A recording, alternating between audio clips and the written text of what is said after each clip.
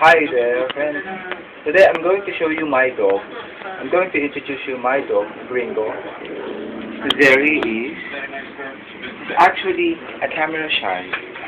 If you will see, hi Gringo. Now, you don't know what to do. Well, it's very tame. Don't do that. That's disgusting. He's 5 years old, I guess. I don't have problems with this dog because he never touched any.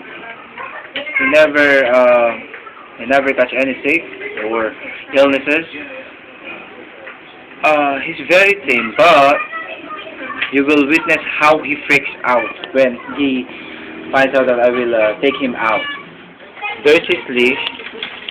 Just an act of getting his leash, he will really freak out. Look at this.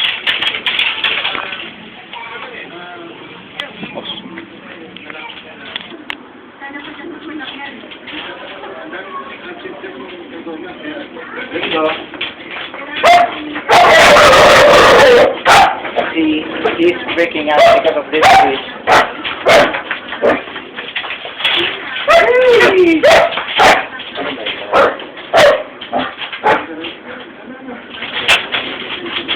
We will be back.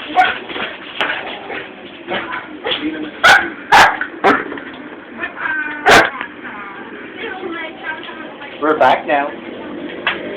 Look.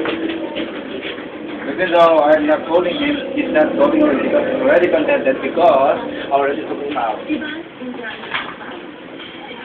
So, are you okay now?